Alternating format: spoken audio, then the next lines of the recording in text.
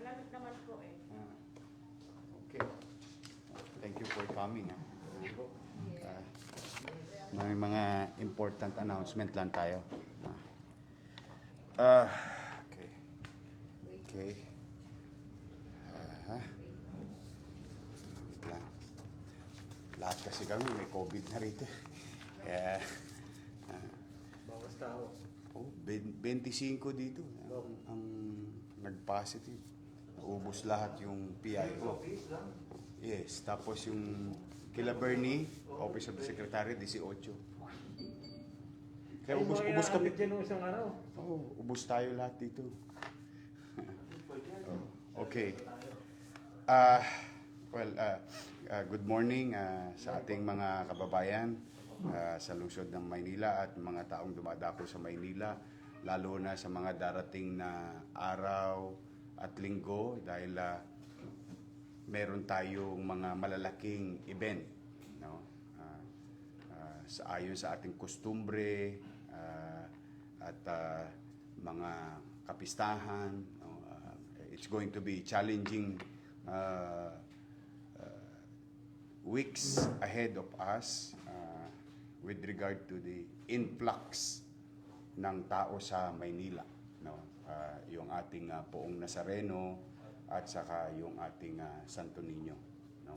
Now, let me begin by telling you that since yesterday, meron na tayong 990 na COVID cases sa Maynila. As of 12 o'clock yesterday. No? From a regular 70, 90, about 4 or 5 days ago, talagang bumulusok yung dami ng infeksyon. At nakikita naman yan sa buong Pilipinas. No? Yung patuloy na paglago ng COVID-19 infection. Mabilis na paglago. No?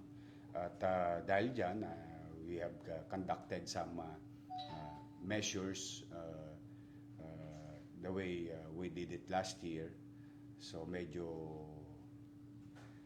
abalang-abala ang inyong pamahalang lungsod. Bagamat nalulungkot din ako, marami sa ating mga medical frontliners, no, na na-reinfect at naka-quarantine.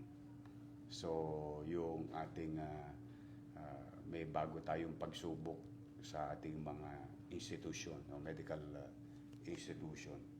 But just the same, may awa ang Diyos, tuloy-tuloy lang, we'll continue to monitor at agapan yung mga pangangailangan at kakailanganin ng ating mga kababayan sa mga darating na araw patungkol sa gamot, oxygen, at saka mga pasilidad. So far, at the very least that I can say, kaya pa naman. At medyo handa naman tayo. But ngayong araw na ito, bilang dagdag pag-iingat na gagawin ng gobyerno ng lungsod ng Maynila at gagawin ng tao. Kasi nananawagan tayo na maging responsable din ang mamamayan to help the effort of the local government unit, no? Na wag lumala yung infection ng coronavirus, and most likely there is a large portion of our infected individuals ay Omicron na yung dala-dala nila. Now, una, I just signed an executive order prohibiting the sale of liquor and other alcoholic beverages and directing the strict implementation of Ordinance Number 5555 sa panahon ng kapistahan ng Nazareno. Ito po ay magsisimula ay January 8, 6 a.m. at magtatapos ng January 10. 6 p.m. ng January 8 at 6 a.m. ng January 10. So, sa mga kababayan natin sa Quiapo, nakakasakop sa kapistahan nasasakop ng kapistahan ng Quiapo, sa kapistahan ng ating poong Nazareno, wala pong inuman, no? Hanggat maaari. Walang ibebentang mga alak, save your money. Basta hanggat maaari, kailangan natin na ipatupad ito sapagkat bilang pag-iingat at paghahanda sa posibleng magsalo-salo o magsama-sama, mag-inom-inuman ng mga tao. No? Pangalawa, ako po'y nagpapasalamat sa ating Monsignor Coronel ng Quiapo sa pagtugon nila sa pakiusap ng pamahalang lungsod na wala muna tayong translasyon ngayong taon na ito. At wala rin tayong physical mass. No? Online mass lang tayo. Mabigat po sa kalooban ko na hindi tayo magmisa ng physical. Alam natin, nakagawian na natin yan. Talagang, ayon sa ating mga nakagawian at saka marubdob na pananampalataya sa poong Nazareno, lalo na yung mga nananalig, no? At talagang followers ng ating poong Nazareno. Ipagpapasensya po ninyo, ito'y para rin naman sa kaligtasan ninyo at ng inyong mga anak o pamilya. No? Maraming salamat sa kaparian ng Quiapo at kay Monsignor Coronel sa pagtugon nila. Ulitin natin, walang translasyon, walang physical mass, sarado ang simbahan, online mass tayo. Okay? Ngayon, ay ako naman po ay nananawagan din. Nauunawaan ko ang damdamin ng ating mga ihos. No? Talaga pong kahit ako, kami sa Bangkosay, no? Meron din kaming sariling Nazareno, no? Si Blue Eyes. No? Nalulungkot ako na hindi natin magagawa yung dati nating ginagawa. Nararamdaman ko po ang damdamin ninyo at kagustuhan na taon-taon kayo ay sumama, dali ng ating mga kanya-kanyang replika sa Quiapo. Nakikisuyo ako, huwag po ninyong dadalhin, mahigpit pong ipatutupad ang mga pag-iingat.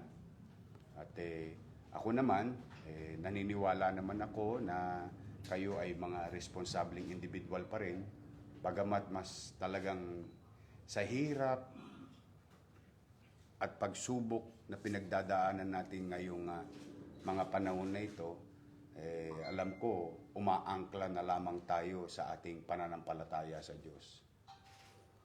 Pero naniniwala ako na ang Diyos at ang poong Nazareno ay nauunawaan naman tayo bilang tao at ang ating sitwasyon. Ipanalangin na lamang natin ang ating sitwasyon, ang ating mga mahal sa buhay, ang ating syudad, ang ating bayan, ang ating mundo, at ang mga kahilingan ninyong personal sa kalusugan at sa kabuhayan sa ating Panginoon Diyos, sa kani-kaniya nating tahanan. Maging taimtim ang ating pagdarasal, patuloy tayong manalig, pagtibayin natin ang ating paniniwala sa Diyos. at kausapin natin ng Diyos ng personal sa kanya-kanya nating tahanan. Tuloy pa rin ang pananalig sa Poong May Kapal. Kaya sa ating mga ihos, nagpapasalamat ako sa inyo. Marami sa inyo nakausap na ng ating simbahan. Ako na po humihingi ng pasensya at pangunawa sa bawat liderato, kasapi ng kanya-kanyang ihos o ng kanya-kanyang organisasyon ng Poong Nazareno sa Maynila at sa buong Metro Manila at bahagi ng Luzon. As we all know, there will be influx of replica during the translation. But then again, para po ito sa kabutihan ninyo, kaligtasan ninyo, at kalusugan ninyo. Mano pa, ipanalangin natin na sana nga matapos na itong pandemyang ito, nang sa ganun ay muli natin sama-sama makasama ang Poong Nazareno sa susunod na taon. O kaya sa itong darating na Disyembre. Marami pa naman tayong panahon na pwedeng gawin at ganapin yung ating mga nakaugalian, kostumbre o mga pamana sa atin ng ating mga matatanda. So muli, nananawagan ako, let's just pray, magdasal tayo, sama-sama ang pamilya, magdasal tayo sa loob ng bahay, manalig tayo sa Diyos. Diyos ang kailangan natin ngayon. But at the same time, habang pinupunan natin yung ating pangangailangang espiritual, bilang tao naman, magiging responsable naman tayo sa ating sarili, sa ating pamilya, at sa ating komunidad. Muli, maraming salamat kay Monsignor Coronel, maraming salamat sa IHOS, maraming salamat sa ating mga organisasyon ng mga replika ng Poong Nazareno sa inyong pakikipagtulungan at paumanhin. Paumanhin. Pangatlo, pang-apat, ay ako po ay nananawagan ngayong gabi, magkakaroon po tayo ng special vaccination para sa ating mga nagdadala ng pagkain sa Metro Manila na ibinabagsak sa Divisoria pagkagabi. Sa lahat ng nanonood sa Northern Luzon, Central Luzon, Southern Luzon at Metro Manila na dumadako sa Maynila para i-deliver yung mga gulay, karne, itlog, isda, at iba pang produktong pagkain na ibinabagsak sa Divisoria gabi-gabi. Kung dati-rati kayo ay binakunahan namin, yun yung mga driver, pahinante, o tindera ng bakuna, ngayon po ay iaalay namin ang oras, resources ng ating lungsod na bakunahan kayo for booster ngayong gabi sa Divisoria, sa kanto ng Wanluna at Recto. So, ihanda po ninyo ang inyong mga sarili, grab the opportunity to get booster in Manila. Kasi para naman sa kaalaman ng ating mga kababayan sa lungsod, ito po ay araw-araw silang pumupunta, bumabiyahe, mga biyahero, driver, pahinante, tindera ng mga mangingisda, maggugulay, magkakarne, mga kargador na mga kababayan natin sa Baseco, Parola at Tondo at Binondo na naghahanap buhay. Babakunahan din kayo mamayang gabi. Magsisimula ng alas 8 ng gabi. Minabuti namin na magbakuna sa lugar na kung saan kayo naghahanap buhay para hindi na maabala, masayang ang araw ninyo sa pagkita dahil sa hirap ng buhay ngayon, alam kong napakahalaga ng inyong hanap buhay. But at the same time, para sa akin po, mahalaga rin ang inyong kaligtasan at kalusugan. So we will offer special services for you tonight. Panglima, nais kong ipaalam, no?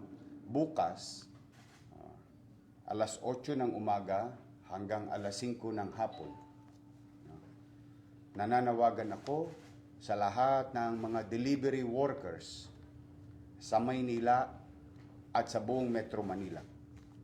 Alam natin na hindi pwede matigil ang hanap buhay ng mga kababayan natin na nagtatrabaho, nagdi-deliver ng mga bagay-bagay sa kanya-kanyang tahanan ng ating mga kababayan tulad ng Grab, Angkas, Lalamove, Shopee, Mr. Speedy, Foodpanda, Lazada, at iba pang mga delivery workers. So you have the whole day, no? You have the whole day to avail extra protection sa booster shots. Ito po ay gaganapin sa Kartilya ng Katipunan, Loton. Nasa amin pong Facebook na yung Croquis. Pumunta po kayo at your convenient time, no? Maghapon po ito, dedicated para sa ating mga delivery workers ng mga pangangailangan ng ating mga kababayan. As we all know, yung ating mga Grab, Angkas, o mga drivers, no, ay paikot-ikot sa Metro Manila. So two things may happen.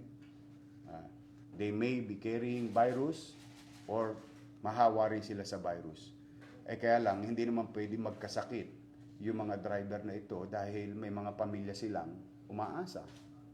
So that's why we are offering extra protection through booster shots for them. Now, ang tanong, kahit sino ba? Opo, kahit sino po. Tulong-tulong muna tayo.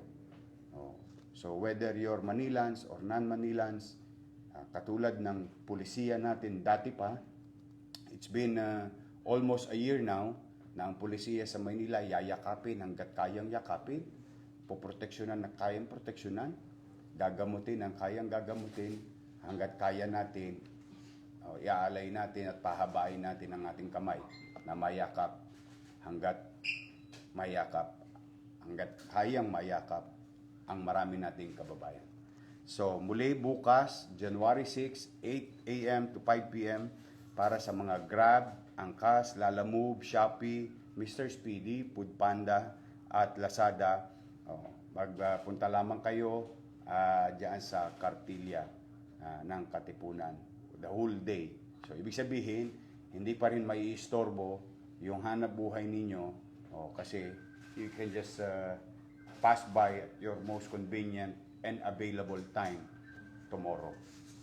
So, yan po yung ating mga importanteng announcement na mangyayari today, tomorrow, at yung mangyayari sa Kapistahan ng Nazareno. Now, if you have any question, I'll try to answer as much as I can. Yes, Mayor, George.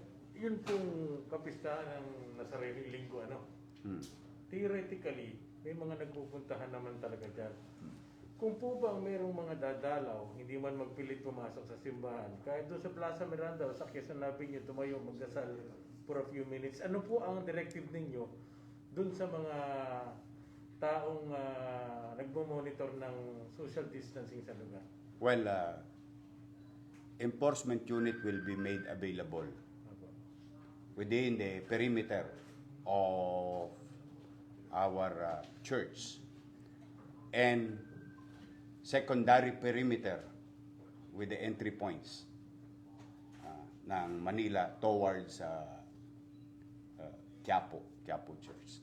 So ako, ang panawagan ko, wag na po kayo magpunta.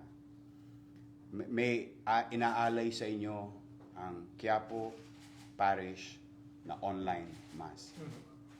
Umupo tayo sa bahay, hawak-hawak tayong kamay ng pamilya natin, magdasal tayo ng taimtim sa kanya-kanya natin tahanan para naman sa inyong kaligtasan.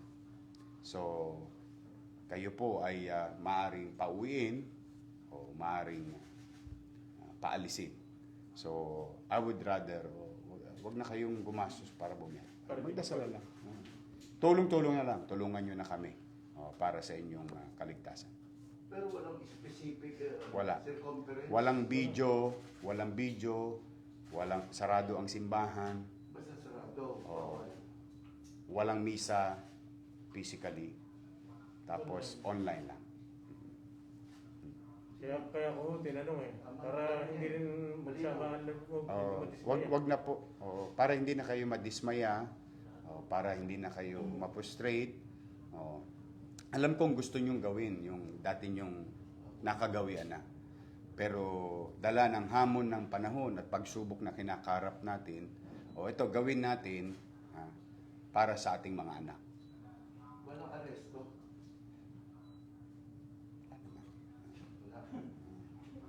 Pinakikiusapan natin na hanggat maaari, di ba? Hanggat maaari.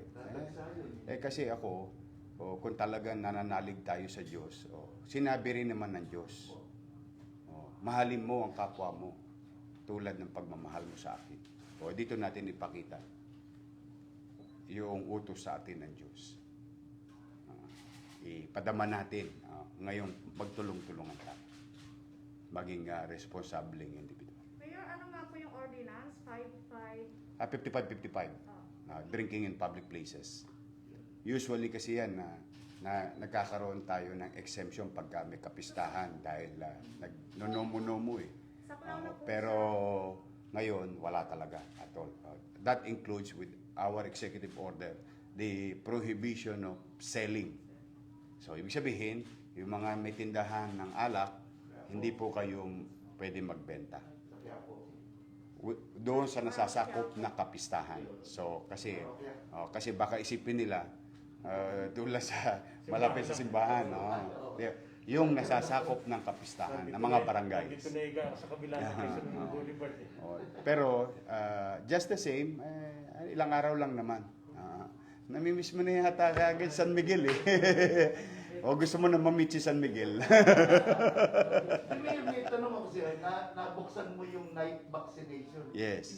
Binabalik mo, no? Ito naman, booster. Dati, binuksan natin yung night vaccination para sa mga kargador, driver ng pedicab, driver ng truck, pahinante, mangingisda, magugulay, magkakarne, sa Divisoria. Ito naman, particular booster. We will continue to boost yung health protection ng ating mga nagtitinda ng pangunahing bilihin. Kasi napakahalaga na ang mga pagkain nandito sa Maynila, kasi ang Maynila, kami ang nagdi-distribute ng pagkain sa Metro Manila. So kailangan natin tuloy-tuloy na supply. Una, suporta natin sa mga magsasaka. Suporta natin yan sa mga magugulay. Modesty aside pata, you can even ask. Yung mga bulaklak sa Benguet, tuloy-tuloy nakapaghanap buhay dito. Even despite noong kasagsagan ng pandemya. Kung maalala ninyo, nagsara Metro Manila. Kami, we paid the price in the city of Manila. Bukas ang gulay, karne, kasi mahalaga ang pagkain. So, ngayon, kung yung nagtitinda, nagkasakit, yung biyahero nagkasakit, mababalam yung food chain, no? Basic commodity. I mean, napaka necessity ang pagkain. Kaya para tuloy-tuloy ang supply at hindi magtaas ang presyo ng mga pagkain, protected yung mga taong involved sa production ng para sa ating food security. So that is very important in our radar, no? The way I look at it, no? Nabuksan ko yung tanong na yun dahil nung time ng Delta, nag-allocate ka ng ilang area ng night Yes. vaccination. Yeah. Yung nagtatrabaho sa araw, hindi makapag... Yes, kasi tama ka, Pat, no? Yung kaya gabi natin yan tinuturukan. Sa araw, tulog sila. Nagpapahinga. Kasi gabi ang hanap buhay nila. Ganon din yung ating mga biyahero. Yung ating mga biyahero sa Ilocos, Ilocos Sur, Ilocos Norte, Pangasinan, La Union, Cagayan, Isabela, yung mga bigas natin. Tapos yung mga sibuyas natin sa Nueva Ecija. Sa Pampanga, sa Bulacan, yung mga karne natin. mga palay na, yung Northern and Central Luzon is the food basket natin. And some portion of Southern Luzon. Particular na yung as far as Bicol.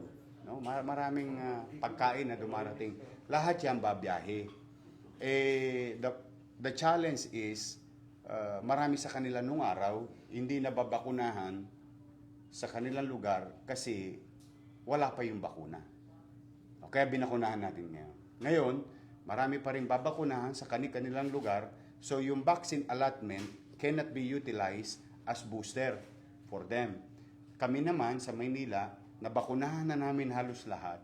Nagbabakuna pa rin tayo ngayon, pero nagbo-booster tayo kasabay.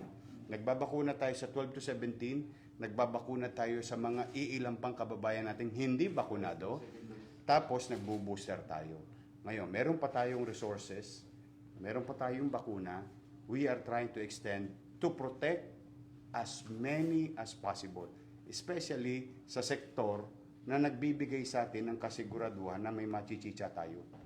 Yun importante sa amin yan. At importante sa Metro Manila. Yes. Here, just to clarify, last year, January 9, meron pa yung mga physical masses sa Quiapo Church. Tapos, Physical masses? Last year, nung January 9. Yes. So, kumbaga, ang changes lang po this year, completely, walang physical Wala. masses. Wala lahat. Opo. Tapos, As in, like, nada. Nothing. Except, mag-o-offer ang Quiapo Parish ng online mass. tapos, Mayor, ano po yung i-expect ng mga tao come January 9? Talaga bang completely, they can no longer Well, stay? there will be challenge. Ah. There will be no perfect solution to this problem. But due diligence and ample, with your help, information are being given to the general population, to the general public, and specifically yung mga nananampalataya sa ating pong Nazareno. Kaya I hope help me inform them na nakikisuyo tayo na wag nang tumungo. Sir, but to be clear, completely banned. Bawal sila pumunta sa may Quiapo Church, gano'n? Wag na silang pumunta dahil wala naman silang aasam. Walang video wall, walang physical mass, sarado ang simbahan. So there is no point to go. Pag may nagpunta, haharangin gano'n mangyayari. We will try to implement whatever we can do to protect each and every one of them. Kasi ito yung pinakaunang walang translasyon. Kasaysayan. Pangalawa nang walang translasyon. Wala. Hindi, meron Last yung year, last year, di ba, wala. Misa-misa. Wala. Ay, May misa lang, may misa. Tama siya eh. Translation Tama is the siya. journey from Luneta to... Tama siya. Last year, may misa. So ang ginawa natin, choke point, tapos pila. Di ba? Control. Tapos may... Pinipicture-picture pa nga. Pero, controlled. But this time, No. Wala talaga. wala talaga. Iyon naman ang pakisuyo Pero hindi natin. sasarado yung mga kalsada sa Quiapo. Ah, Option. may mga bagay na gagawin. May mga bagay na gagawin. May mga Kasi bagay. parang last year, Mayor, yung mga nagpunta doon were told to para monitor themselves and have themselves tested. Kasi ang dami nagpunta pa rin last year. Yeah, pero walang growth. We've proven that, di ba? Wala nga pala. Hindi hindi. Parang search yun eh. Walang surge, tapos walang uptick. Ngayon kasi, let's be honest to one another. Let's be honest to one another. Grabe COVID ngayon. At ito po, ang ipinagpapaalala ko. Alam ko, mahal ninyo ang inyong sarili. Pero alam ko na mas mahal ninyo ang anak ninyo. Dahil, gusto kong ipaalala na ang mga bata or unvaccinated ang naging biktima halos, maralaking porsyento, halos biktima ng COVID-19 infection. So, maaaring kayo'y bakunado at malakas ang loob naman natin pag bakunado kasi naniniwala tayo sa science. Pero, paano yung mga anak ninyo pagbalik ninyo? Kasi, kung yung bakunado na i-infect at malaking porsyento ng unvaccinated na i-infect, At doon sa unvaccinated, ang malaking porsyento ng bata, mahirap magkasakit ang bata. Ito po, nagkakasakit, sanggol, toddlers, minors. Malaking porsyento. Ako na po ang nagsasabi sa inyo. Ingatan ninyo ang inyong sarili. Alam ko mahal ninyo ang inyong sarili, pero alam ko mas mahal ninyo ang inyong mga anak. Show it this time. The love, care, to your children. And gusto ko umiral sa atin ang malasakitan sa isa't isa. So, moving forward, Sure. yung Santo Niño Tondo Fiesta, malaki rin yan. Yes. Ayan yung Tondo at Pandakan. We are preparing, we are communicating through Secretary, through City Administrator Felix Espiritu. So we'll deal it one day at a time. No? But things are being done and we'll update you soon. Legal But, ba? we'll see. Basta tayo, we always wanted to be ahead, no? Another thing, baka nakakalimutan mo, meron pang magaganap na bar ops. Pebrero. Enero ba, Pebrero? Baka Enero o Oo, Pebrero. ito na. O kaya maraming kaganapan sa Maynila. Kaya kailangan natin ng kooperasyon ng lahat, no? We will manage and traverse yung masikip na kalsada ng ating paglalakbay. But I will be there. I will be with you all the way. May kaagapay kayong pamahalang lungsod ng Maynila. Mayor, ilang, Sure. ang sabi ng MPD, ilang police ba yung i-deploy? The Secretary Anyo already committed some additional forces, uniform personnel, thanks to Secretary Anyo and PNP. And of course, our contingent through General Leo Francisco. Tapos Mayor, kasi nga, bumubulusok na nga, sabi niya yung kaso. Meron na bang napapadala doon for genome sequencing para ma-determine if Omicron yung tumama sa... We continue to send random, specific patients na specimen. It is up for DOH to announce. But again and again, marami pong COVID kahit saan. Ngayon, ang nakakatakot kasi ngayon is most of the COVID infection is mild. Akala mong wala, pero meron ka. Yun ang nakakatakot na portion. Pagka talagang mahirap yung sitwasyon na, yes, we will not think twice.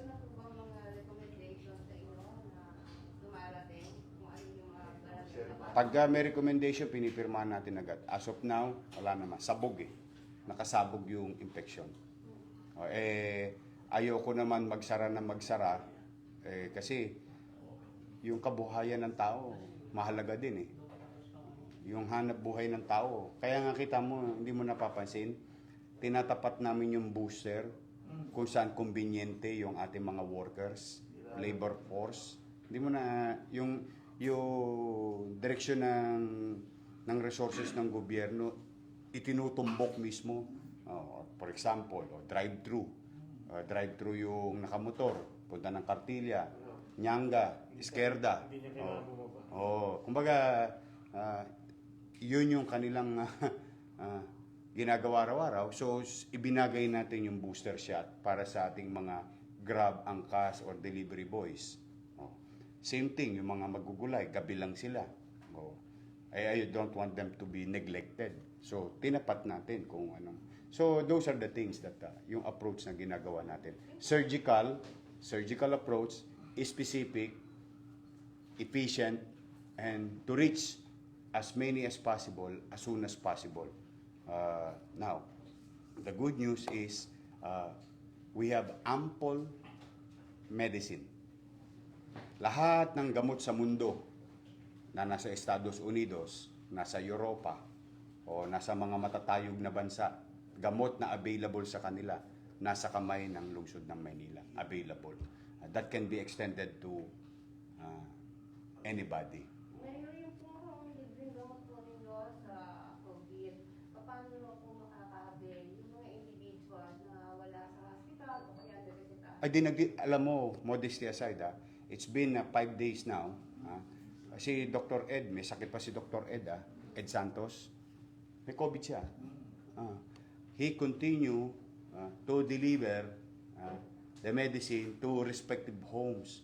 Kasi ganito lang, ulitin ko, ang kailangan reseta, tapos pipirma lang sila online. Pipirmahan lang nila, may pipirmahan lang papel. Tapos dinideliver natin, ginagamit natin. We went as far as Bulacan. Last night, may tinira na naman tayo sa Bulacan. Tapos as far as Batangas. So, dinideliver namin, kagabi Laguna. So, through social media, Yung Facebook page. yes, through social media, nare-reach nila yung mga number na binigay namin at yung mga messages na binibigay sa amin. At maraming salamat sa mga taong responsable. Yung aming mga post, sinishare nila. Tapos, yung nag-share, may na tamaang taong nangangailangan.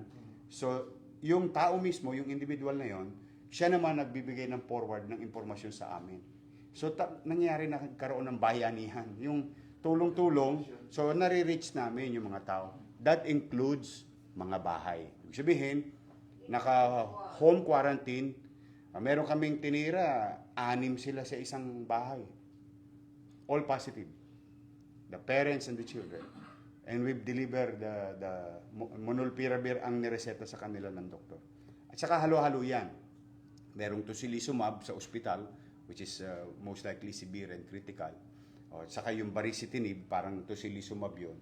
O, remdesivir. Kahapon may remdesivir na. So, everyday yan. So, wag sila mahiya. O, bahay, ospital, private, public, mahirap, middle class, mayaman. Sa Maynila, lahat pantay-pantay.